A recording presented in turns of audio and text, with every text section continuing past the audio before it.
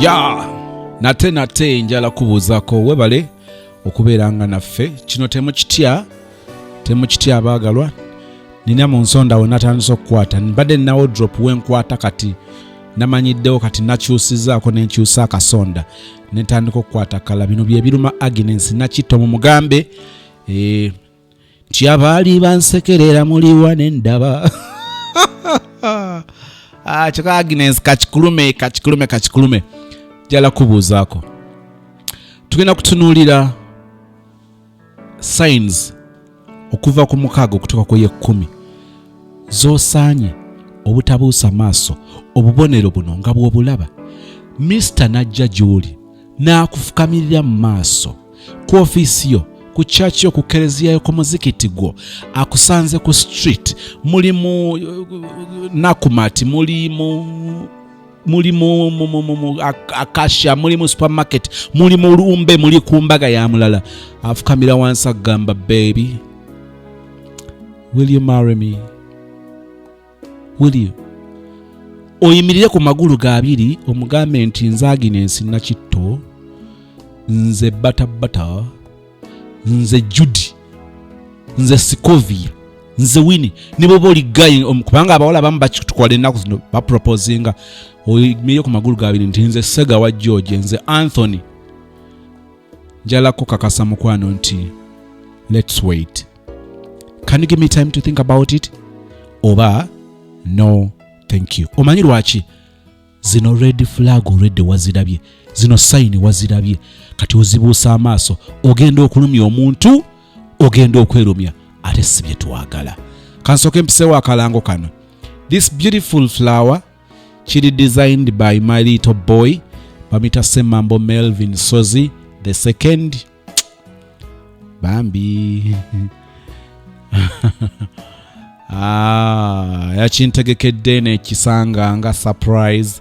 No of course si kyabwerere ekyo kinjalo baka kasaba nange kimuli si kyabwerere bakintedde nga ngena kisasula, but we can afford tofaayo, we can afford okujja ku kinjalo bategeeza Sozi ye manager wa Melvin. Nengenda kukiriziganya manager nti bannayina kino kyenkoze ekya endorsement oba mention bannange nina okusasulwa wano, tujja kuyisaawo bintu byabwerere bulungi bwa nsajja kuba asusse. Kakati ekimuli kino ekirungi ngenda kuyisaawo ennamba ya Sozi nga manager kulwa Melvin nga wetaaza ebimuli bwe biti. Kati bannaffe mumala mbuulire Sozi kale mention ya entototo nga bwe kiti company ya mwekyali nto, nja kubatandikira ku discount ya mulanzi atandika. So ka mention ye mtu jaji charging emitwalo 5.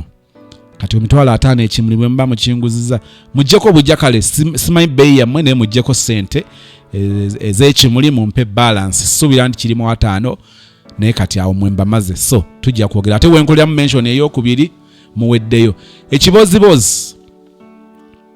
Tugenda bera n'ebintu bisatu today.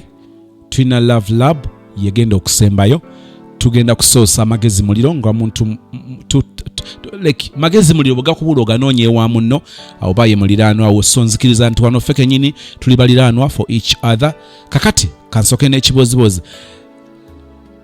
Yesterday nakoze natuta abantu babadde 7 to 10 waliwo abatawedde bulungi awo, but there are between 7 and 10 betwagenze netwala mu love lab. Mama nyabo asooka sigenda mu banyumiza, tugenda muwulira nga yasembayo mu love lab. Bannanga abasajja tujoga bwoba olina omusajja e Uganda, bwoba olina omusajja onadala nga muli mu long distance relationship, musabire ate naawe weesabire ne baako kyokola okakasa nti oli safe. You may think that you're safe naye nga si bwe kiri. Sister afona ali Bulaaya, ali US. Kakati gy'abeera US bambi yakatulaba tannaweza week, tannabagiweza ngambe bwe ngamba tannabaweza week, tannabaweza 7 days. Mulala ya muri recommendinga ku channel nga bwe mbagamba buli jera njalo kwebaza mukwano gwa follow ku recommendinga channel eri omuntu omulala. This is how we save our friends mu ngeri gy'otalowooza nti ogisobola. Olumu oyinza okubanga omuntu okumuwa amagezi, okumurekomentinga, okumuwa ennamba y'essimu bw'oti ey'omuntu omulanga w'omutaasa. Abantu bagaba ennamba z'abadokita, ez'aba lawyer, ez'aba pastor, ez'aba security officers, ne bataasa obulamu bw'abantu abalala just for that. N'olwekyo na kino kikulu. Munnange bw'amala omurekomendingira channel eno nga mukyala zimuleeta. Video gye yalabye gye yasoose era oli yagimulagiridde Superwoman eya app. Kati wano ate ndusombye aba app bannange ndoza tulinga halfway abamaliriza ne Superwoman, so you can hit my inbox tulabe bwe tuyinza okikola ku kyaka app ako. Kakati munnange mukyala nga bwe yalabye ka app, bwe yawulidde byaka app aka Superwoman nga jja mu inbox nga ngambirawo mwana sozimo kyenjagala kati okitegeera ka app. Nimugane tulina bitanaba kumaliriza na Superwoman, so genda kulindako alaba video endala agwa ku Love Lab. Ai akomawo agamba sozimo nga ka app bwe kajja tusoke tukubire guy. Yesterday lwe nakubidde guy omwala ngamba sozi sinaba kuyiwawo mubiri obusente alina bwalidde bwonnomyemu akamala naye zino ziddako saagala kuzigende bwe zityo, so njala okumanya bwayimiridde. Nkubira guy ngira bwe mbamanya abayaye bwe baba.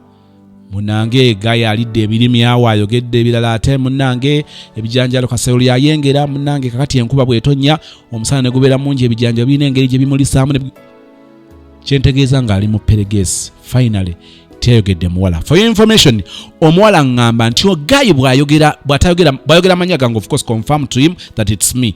Bw'aba tayogedde manya gange still mugambe nti yenze. Lwaki? Njaba mwegobyeko bulungi nga talina wantandikira ebyamajja nga abyesonyiye naye olumu kisinziira. So bwe nkubira omuntu kisinziira bwe tuba twogedde nsobola okugamba erinnya ery'omuwala banyinza obutali kugamba ate nga abamu tebatera kwagala googera. So it's what I did. Omulenzi oba guy saamugambye manya ga muwala eyabadde amutadde mu laabu. Naye bwe tumaliriza conversation nvudde ku call ndooza wayise eddakiika nga mu 7 ndooza guy abigattagatta azuula nti agudde mu mbi z'omuwala. Addamu ankubira ng'angamba man twogere musajja ku musajja, nze ndi mu business. Okimanyi nti omuwala oyo wiiki tukutula alina okumpeereza $10,000,000. Nze siri mulaavu njala kuliramu nga kyali wange. Kale mutima nabadde mugamba nti siri kyaliwo naye nga saagala kimulaga. Munnange nga ngamba njala nsooke nkusimbe $1,000,000 egi cash. Kasita onsuubiza nti togenda kuwaayo conversation yange eri muwala. Ate wenji okumanyira nti tewagimuwadde, of course bwaweereza ssente kijja kulaga nti tewamuwadde ki conversation. Ngenda kusooka nkusimba akakadde kamu. Bw'amala okumpa ssente kubanga kikutuka wiiki eno, bw'amala okumpeereza $10,000,000 nkusimba akakadde akalaka.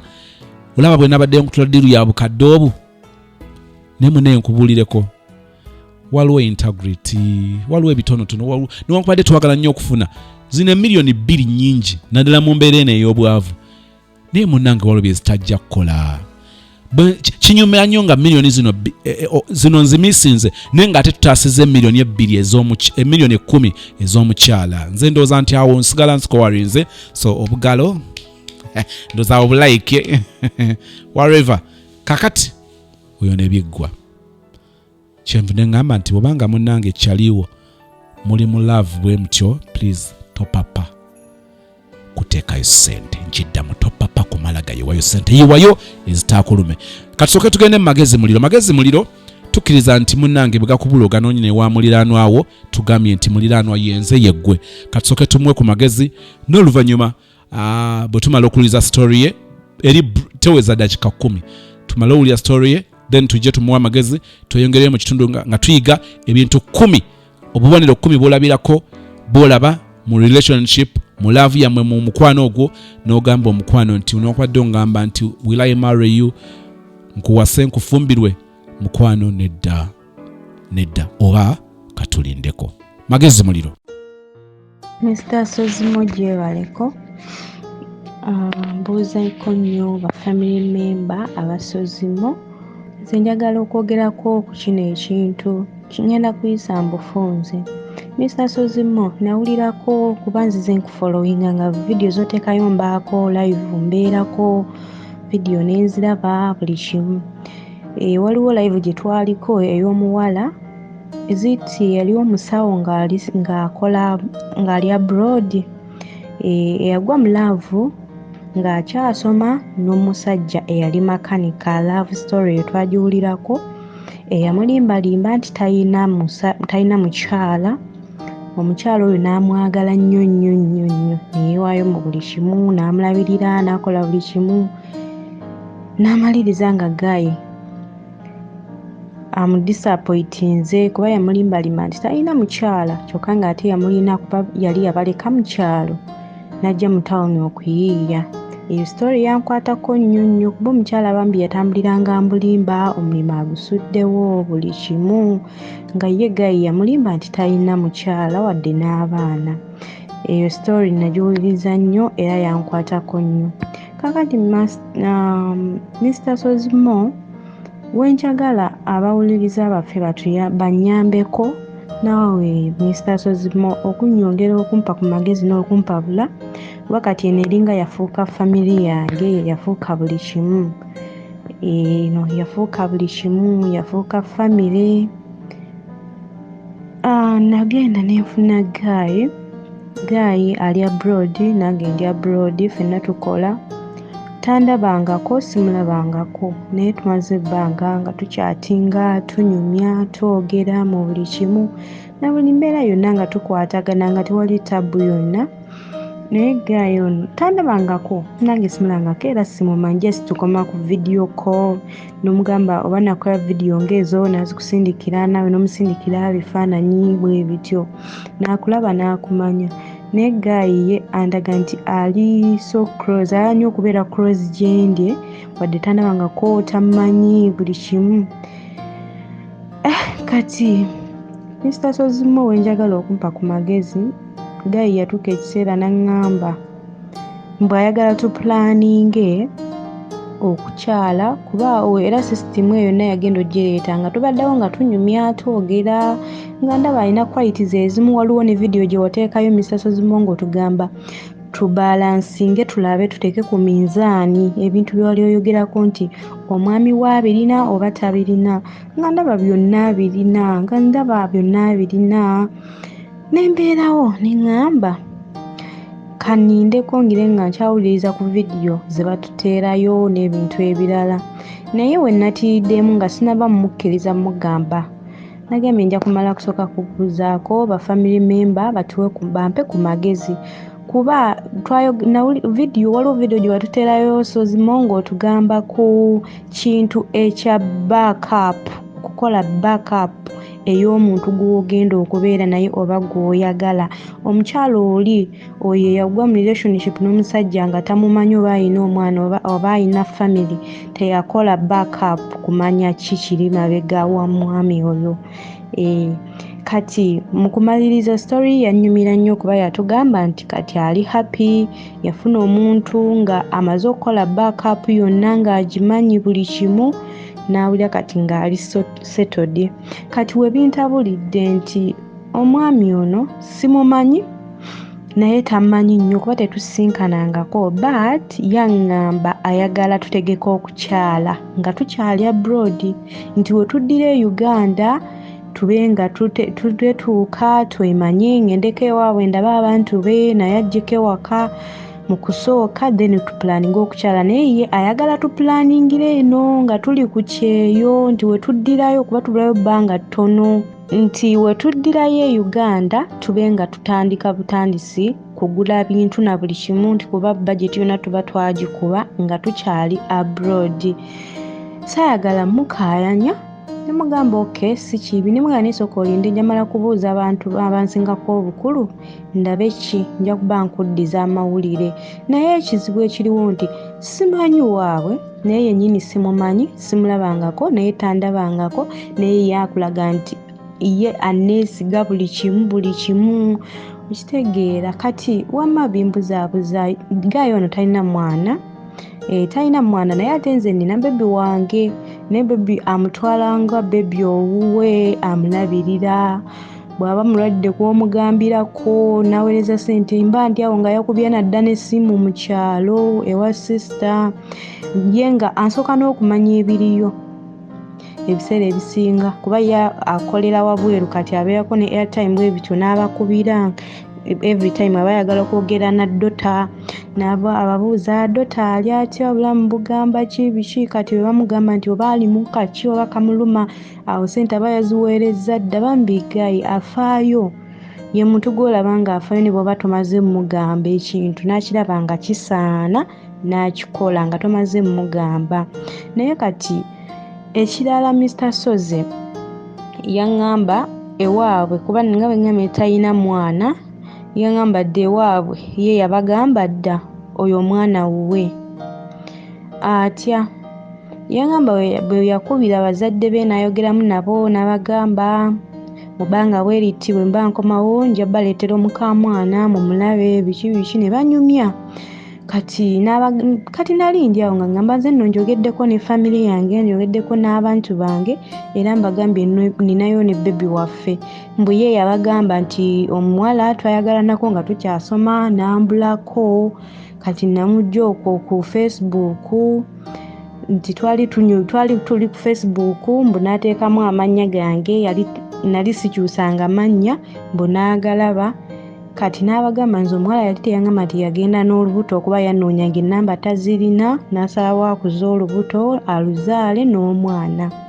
Kati neebuuza lwaki yayogera ekintu ng'ekyo nti omwana wuwe era bw'atyo bwe yabagamba ewaabwe era essaawa ya leero wenjogerera bali eyo beesunga mukamwana ajja n'omuzzukulu mu kika.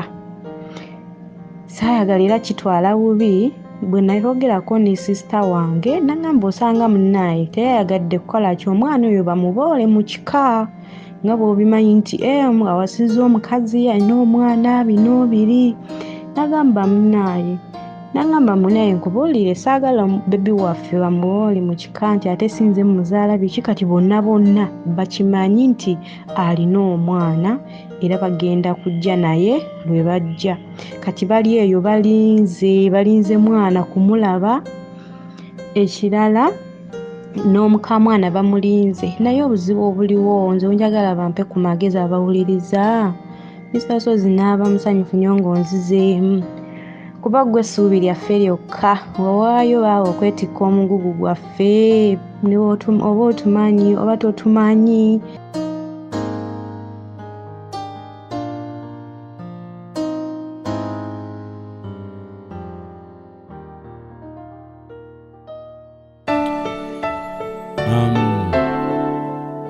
Mbadde n'ekibuuzo kyenjala obuuza kyentera obuuza wano naye ndoza tekyetaagisa kozi mbadde ngenda kubuuza nti oli musiru naye I don't think nti kyetaagisa so kitwale nti si kibuuziza but honestly speaking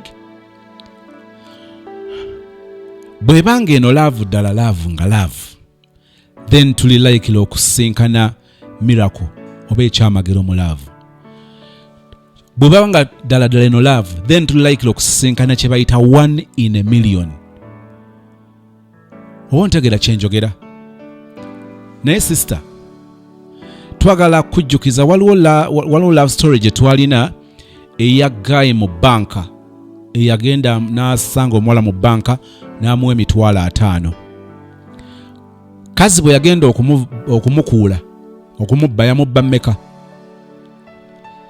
yamubba $15,000,000 yakwata $50,000 n'agamuwa ne tugenda okuwunzika nga ye akoze obukadde 14.5 capital yali wa $50,000 twagala okubuuza ono yakakutekamu sente mmeka ogamba alabirira omwana and all that kiyinzika okuba nga kisoboka ddala nga true love kubanga nayo gyeri newakubadde eri mu batono ono ayinza okuba nga ali 1 in a million oba si kyo ayinza okuba nga agula trust yo ng'akolerera okukuzimbamu obwesige omukkiririzeemu bw'atuuka okukuba akukube sente ziwera. Olaba ebyo bye muyingiramu ebya budget nti mukole budget olaba nga amaze okugenda nga akuyingizaamu okumukkiririzaamu okumwesiga wootakisuubira ng'olaba akola ebitasuubirwa akola by'otalaba nnyo mu baggayi balala kaakati akuzimbamu obwesige oyinza okumala okubufuna bwoti n'alyoka akutikkula mu ngeri gy'otasobola kutegeera. N'olwekyo kituufu kisoboka naye tekisangika. Oyinza banga gwe Mrs. Lucky nti oli so lucky that you're going to find the one in a million guy, naye ng'emikisa mingi nti osaana okugenda mpola. Be slow, be smart. Don't love stupidly, love smartly. Don't love stupidly, love smartly, love wisely. Eyo tuvuddeyo, njagala muwe comments zammwe mu comment section. Omwala oyo olowooza gukusinza bw'omuwulidde story ye, olowooza magezi ki goyinza okumuwa, naki kyayinza okukola oba kyayinza okuzaako, naddala okupreventinga obutagwa mu nsobi abalaze baze bagwamu. Tugenze number 6. Tutunuulira obubonero 10 bw'osaanye olabe oleme kubanga opakuka. Bw'omala okulaba akabonero ako, bwe kiba kyandisobose omuntu ng'akugamba will you marry me, afukamidde wansi newankubadde akusazeeko ku street, akusazeeko ku airport, akusazeeko wonna ku kefs, wonna wotambulira ku church, ku kereziya, ku muzikiti, ng'afukamidde akugamba, akubuuza will you marry me, oyimire ku magulu ga abiri omugambe nti wait oba no thank you. Twatunuulidde 5 1 to 5, so we are looking at 6 to 10. Number 6. Bw'obanga okimanyi nti oli muntu aba ayagala okubeera independent, omuntu nga gwe ebintu byo, bwe ngamba ekigambo independent kitegerekeka bulungi, gwe kennyini owulira weemalirira, gwe kennyini owulira buli kimu osobola okyetuusaako, ng'owulira buli kimu osobola okyetuusaako, osobola okwematiza mu ngeri ez'enjawulo. Soogedde bya togenda gye ngenze mu, naye nga gwe kennyini owulira osobola okwematiza. Then ebiseera ebisinga mu bintu bingi obeera likely okubanga omuntu ono ojja kumwetaaga kitono. Kyentegeeza okumwetaaga ekitono, ajja kuzuula ng'alinga atalina nnyo mugaso mu bulamu bwe. Newankubadde mbagamba okubeera abakazi abali sabali independent, just abakazi abalina value. Value tekitegeeza kubeera independent almost in everything. Independent soogera kubeera financially stable, nti oli independent financially, kinvolving ebintu bingi. Ebiseera ebisinga abantu ababadde nnyo independent bwe bakisussa tebatera nnyo kuwa value bantu balala. Kakati ogenda kugendamu embeera ey'obuteeguya, embeera ey'obutakkakkana, kubanga with or without him you can live happily, you can be complete. Mukwano gwange lindako oyongere okwezuula, kubanga emikisa mingi nti ogenda kubeera mu kintu ekigenda okukumenya oba ekigenda okumenya omuntu omulala. Ogenda kukosa omulala olw'obutafaayo, olw'obuteeguya, olw'obuteetoowaza, kubanga olina kiri. Man, I can survive. I am a designated survivor. So with you or without you, I can make it. Olumu kya mutawaana. Number 7. We are looking at the 10 signs z'olaba n'ogamba nti abange newankubadde mukwano mbadde ndaba nga guli mu gia nnene, n'osooka ojja mu gia ennene ey'amaanyi, n'ogenda ng'oddiriza mpola mpola paka mu gia ennafu, n'okola kye tuyita parking. Yesterday waliwo sweetheart eyazze mu inbox n'angamba ku ky'okubeera nti yayagala okubeera yekka, anyumira okuba alone, n'azuula obuzibu bwakyo, neebuuza n'engeri y'okukivaamu. Oyinza obanga tokimanyi nti eri abantu nga ye ayagala kubeera yekka. Kati gwe ayagala okubeera wekka oli oleeta waaki? Ayagala okubeera wekka otunuulire gw'ogenda okubeera naye, so byetaaga okutunulira. But we are looking at number 7. Number 7. You want to get married, but you're already married to your career. So how are you going to balance the boat? Abantu abasinga muwambiddwa, mufumbiddwa, muwasiddwa emirimu. Njagala okukakasa ogenda kubiriga n'omuntu oyo. Oli married by kusoma, oli mu kuzimba career yo, okusoma kukutwalidde mulabyeko abantu nakola degree, nagenda nayongerako, nayagala masters, nayagala PhD, kati nga kugamba yayagala kubikola paka gye bisembera. Ebiseera bisinga abantu abo, when it comes to marriage or relationships, tebatera kubeera abantu balungi. Ogenda kumenya omuntu w'abandi omutima, ogenda kumenya omutima gwo, ogenda kwemenya, ogenda kwebeera disappointed, ogenda kudisappointing omuntu. So think about it. If it's possible, jja mu gia ennene mpola, genda ng'oddiriza, bwe kiba kisoboka genda mu parking oba vugirako mu Newton, sinakindi weetaaga ku parkingira ddala. Number 8. Kana akabonero nako red flag. Oli muntu oli awo oyagala eddembe lyo. Your freedom. Oteka ekitiibwa your freedom yo mu ddembe lyo. Kugamba oyagala okukola ebintu nga ggwe. Okugetinga married, okubeera mu relationship, kisikambalo kiri kye twayogeddeko jjo. If compromising is not your thing, then you're in trouble. Kakati wano oyagala eddembe ly'okulikozesa. Ne bwe mumala okugenda mu paperwork, owandayira nze Sozi Moses okutwala gwe Becky Wanyana Sozi okubeera mukazi wange omugatta okuva leero bino nga bwe tubirayira. Kitegeeza nti waliwo ebintu by'owejjako, waliwo rights ze wejjako yingizaawo ez'omulala. Naye ayina ze yejjako ayingizaawo ezo. Bwe baba babagasse bagenda bagamba nti no, ebintu bya Sozi bigenda kufuuka bya Becky, ebintu bya Becky bigenda kufuuka ebya Sozi. Kitegeeza nti tugenda kubanga tubiyisinganya bwe tuti. Are you ready for that? Goyagala eddembe lyo. Mugenda mu paperwork agenda okusiba ng'ekyo eky'eddembe lyo waliwo lwekitakola ate nga tekikolera ddala. Ng'ojja kugezaako okukikaka kikole naye nga kireeta emirembe ng'ogwa miswiba. Kakati mukwano gwange akakabonero ako okimanyi nti goli muntu ayagala ddembe lyo waliwo ne wookirozeza ku gaayo oyo mukyekwana bwekwanyi.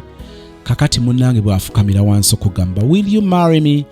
Can you please be like, give me time to think about it, please let's wait, or please no thank you. Number 10 ngenda kuwa ne bonus. Kansoke nkuwe bonus ndyoke nkuwe number 10 bigatte wamu. Omukwano bw'obanga okimanyi bulungi nti oli bali betuyita bakyetwala obufumbo bugenda kukulema. N'olwekyo bw'obanga okikkiriza nti gwe bw'oli kankugereze, oli muntu ataagala mubuuza nti ovaawa, wasuzeewa, lwaki oyogenda nga toyogedde, awo tojja kgenda. Oli muntu ayagala okubeera mu nnyumba nga gwe buli kimu gw'okikontroli, nga gwobeera ne remote, gwobeera n'ebisumuluzo byonna eby'ennyumba yo. Kyentegeeza oli kyetwala, toyagala, oyagala bw'osalawo nti kati eka sidda, bw'osalawo nti leero sifumba, tofumba, bw'osalawo nti leero sinaaba, leero sigenda kuli obimanyi bye njogera kubanga already njogera ku kintu ky'omanyi. Obufumbo bugenda kukumenya. Ogenda kugenda mu bintu ebimu ng'omuntu akukako okulaba amawulire nga sigo oyagala. Tetwakirabyeko mu love story ya weekend ng'omuntu alina ennyimba zaawuliriza, alina emikutu gy'alaba, oli bw'ajja n'amugambirawo from the word go please, jjamu ebyo teeka wano. Kakati bw'obanga oli kyetwala ogenda kukalubirira omuntu awamu bw'otegendereza olivaayo n'oluyi ng'oli alaba ng'afuuse mawale masikaati mu nnyumba ye. Ekyo kyewale ate kyewalire ddala. Now eyo bonus number 10. Oyagala okufumbirwa omuntu kyokka olina trust issues. Akuproposing okugamba akubuuza will you marry me, kyokka already okimanyi nti oli mu mbeera ey'okumubuusabuusa almost on a daily basis ku kyetaagisa n'ekiteetaagisa, ekikola amakulu n'ekitakola makulu. Bw'ayogera ne gundi nti oyo amwagala, bw'agenda egindi bw'omukubira n'atakwata n'omukubira emirundi ye. Abantu abamu bamanyi okukubira abantu amasimu, essimu bwevuga DD ng'ogwabala gumu, DD egyo ebiri, kati akola call emu n'ebeeramu ziri ringing asatu kuba zikolera seconds asatu. N'agamba nakukubidde essimu emirundi 15 nga tokwata. So wabadde mubwenzi obadde wanta. Bw'anga okimanyi nti omuntu tonaba mwesiga kimala, kati lwaki okkiriza ogenda kugenda mu mbeera eyo okugamba nti ajja kukyusiza eyo. Gwe nnyabo olina ka converter olina ka converter akagamba nti you're going to convert that person, you're going to change, olina ka changer nti ogenda kutuuka eri omukyuse.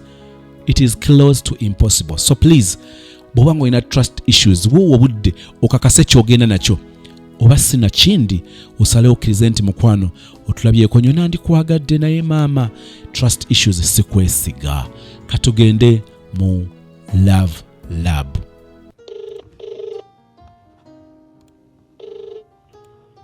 Wangi? Yes, mwami Semakula. Wangi sebo? Gyebaleko sebo. Kale brother naye gyebaleko tata. Kale gigenda gitya? Wajide sebo mpozi gwe. Fena twetetenkanya. Ati sakutegedde mwami ani? Erinnya lyange nze Moses. Moses. Moses, olina wedda kikanga 2 twogere bwana Semakula? Nsina buzibu. neyanziza akasimu kano obwedda nakugezaako mbadde nkuvuddeko ate nga n'obudde bwange bunatera okuggwako. Waliwo omwana ow'obuwala oba omukyala oba omuwala eyantumye gy'oli Bukolokkolo. Nangamba njagala okubire ku ggaayo oyo gwe bayita Ssemakula omugambe. Sebo? Ani sebo? Kiki nga bakafaananyi awo ng'omegeredde. Bw'oli omusajja akakkanyizza eddoboozi etyo ng'omanya kyakabi. Mbadde mpuliriza. Wadde owuliriza bigambo. Sebo. Mwana ow'obuwala oyo alina engeri gyakwagalamu ndowozange twaligambye nti engeri gyakwagalamu ewagiddwa Mukama n'ayamba. Nti eri sponsored by Mukama n'ayamba. Mwala ono agamba bambi akwagala obulamu bwe bwonna naye agamba bane oba Ssemakula bye mwagala byanjagala. Muwala kyoyo taata. Muganda wange tonswaza olina bangi. Nedda sebo muganda wange sikuswaza naye tulinamu kategori ez'abantu nnyingi mu nsi. Ntemenyeramuko nange njigomanye okuyiga tekukoma. Okitegedde bulungi kaakati tulinamu abafere. Ya nkitegeera. Okitegeera. Ekyokubiri tulinamu abantu abawala nga mikwano gyaffe. Friendship. Ya nkitegeera. Osobola okubeera n'omuwala nga friend wo. Osobola okubeera n'omuwala nga girlfriend wo. Ate osobola okubeera n'omuwala nga muwala naye nga mukyala wo. Ya nakyo nkiraba. Okiraba bulungi difference oba okitegeera muganda wange. Kati mu mbeera eyo tubeera n'abantu be tukolagana nabo bangi mu mirimu mu society ez'enjawulo. Kati ensonga lwaki nti nkugambye nti muwala kyoyo naye nga kikubuuliza muganda wange ina bangi. Nkitegeera. Kakati okusinziira bwe nayogedde n'omwana ono w'obuwala agamba nti bwe njogera ne Ssemakula ansuubiza ensi n'eggulu. N'alaga nti anjagala, n'alaga nti nzaaliwo nzaalibaawo. Naye nga nange omwana ow'obuwala nga nyandyagadde nnyo okuba ku shuwa nti siri omuntu tali mukumbaatisa bubaatisa kummalirako budde n'ebiringa ebyo. Kati ng'agamba nti nze ng'omwana ow'obuwala engeri gye ngenda okukakasa nti Ssemakula ali kwalaali bw'omala okumukubira bw'aba talina lukunkumuli lw'abawala yakubuulire ono muwala ki gwe twogerako. Actually ne bw'otambulira amannya ge gonna ne bw'osalawo n'ombuulirako mu ngeri gy'omanyi nti erinnya tolifulumiza naye nga yasobola otegeera nti gweyogerako kuba yayagala kubeera ku shuwa. Olina ge gyogambyemu mbu tulina ebiseera ebisinga omanyi ndi muntu ali secretive mu bintu ebimu. Nsobola okubeera n'ensonga yange omuntu n'embeera naye ku mutima ebbanga lyonna nsobola okugifulumya bwe kiba kikiriza. Kati nze ebiseera ebimu kati omuntu singa aba ntadde ku kigezo ekyo mba nyinza okubawo muwa ansa. Omanyi lwaki? Nti nsobola okubeera osobola okubeera nga nze nkikuuma ng'ekyama ekyange nga kyagala kujjula kifu nga tekiyidde oba okiraba. Kati awo anti kati Ssemakula goba n'enkola yiyo n'omuwala naye n'aba n'enkola eyiye. Tubigatta luvannyuma nnyo ne tubeera nga tusobola okubeera nga tukwatagana tugatta ebirowoozo. Omuwala naye asigala agamba gayi bw'abanga yeesika okwogera erinnya lyange kiyinza okuba nga ekiraga nti tannaba kusalawo so nga ate nze njagala omuntu atuuse nga awulira yeewulira nga asobola okugera nti bane girlfriend wange oba mukazi wange ye gundi nga teyekkiriranyiza. Kati awo buli muntu abeera agenda kutambulira ku principles ze era awo ndabawo dro nga buli omu akuttegage. Nti awo ndabawo buli omu okutambulira ku principles ezize era ne tuwunzika nga buli omu akuttegage nga principles z'ababiri tezikwataganye.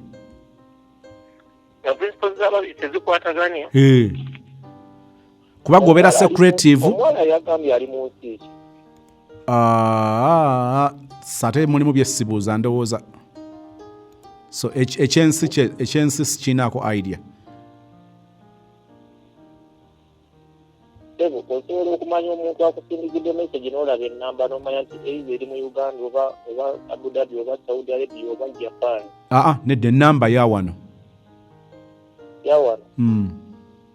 Naye of course nze kyemmanyi nti ennaku zino abantu bakyusa. Nsobola okulaga nti ennamba yawano olaba obu yakukubira ng'ali Bungereza.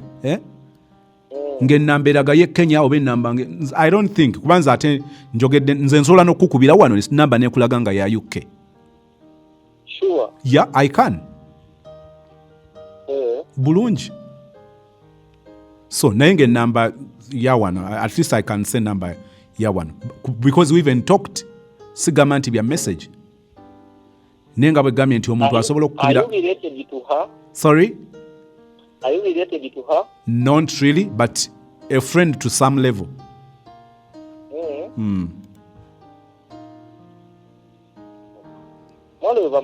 Sandra. Sorry? Sandra. Sarah? Sandra. Sandra? No. Si Sandra. Anti kakati bulaza. Oli musajja. Yep. Kitegeera. Kakati.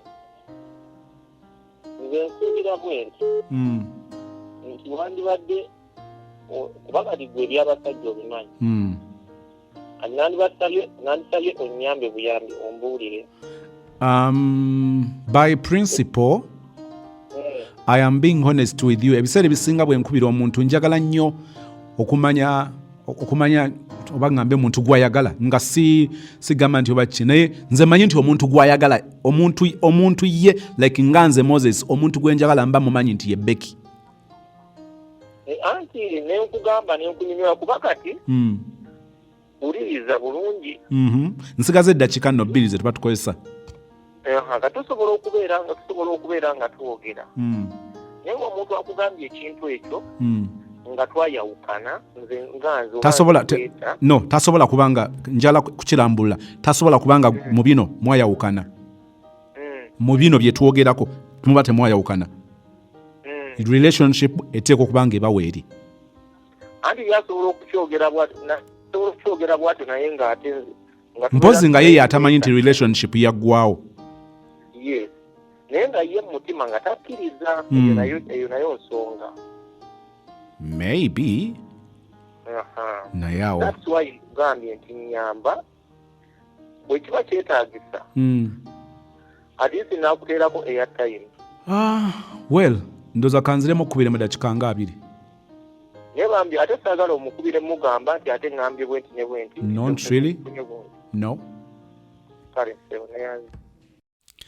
Tisemakula tokola ebikula bisa byolimu oyo follow photo va mu bya follow photo nti obwesigwa kintu kikulu omukwano kintu kikulu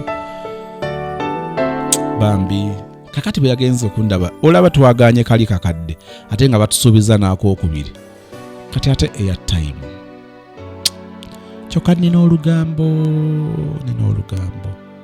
munange mbabulire kino ngamba siibula bwe kituuka mu bintu bya relationship waliwo eŋŋambira nti awo nedda tubibaddemu nkiddamu tubibaddemu waliwo bye twagala ovaamu tubiviiremu ddala nga tuwalana afaanana okubiddamu nga tufuwalana abyefaananyiriza nga tuwalana n'abyogerako n'abifumintirizaako so byebyo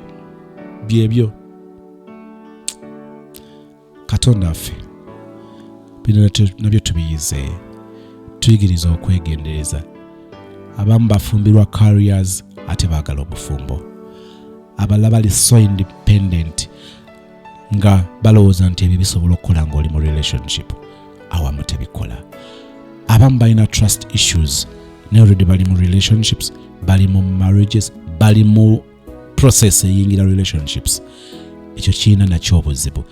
Obitulaze abamu bakyalina omukisa ogubitereeza abalala tebalina, naye tukkiriza nti osobola okukyusa ebintu, osobola okutereeza ebintu. Tusobozese naye okusingira ddala ng'otukwatako ng'abaami. Embeera tugikalubiza newankubadde abakyala abaana abobuwala bafuusa abayaaye, naye ndowooza ate abasajja tukyakutte ebbendera, tukyakutte flag gye tutenyumirizaamu, naye tusaasire ate tusaasire ddala Katonda affe. Omuwala oyo okusaba kwe kwakufuna mukwano gwe yeesiga, omukwano gwasanyukira. Omulenzi oyo kwe kusaba kwaffe, ffenna kwe kusaba kwaffe, bituwe ng'okusima kwe kuli, ng'obugagga bwe buli otutuuse ku birooto byaffe ebiri financial, ebiri spiritual, ebiri emotional, ebiri byonna eby'okubeera abalamu n'obulamu obulungi mu Kristo Yesu Mukama waffe bwe tusabye n'okwebaza. Amiina.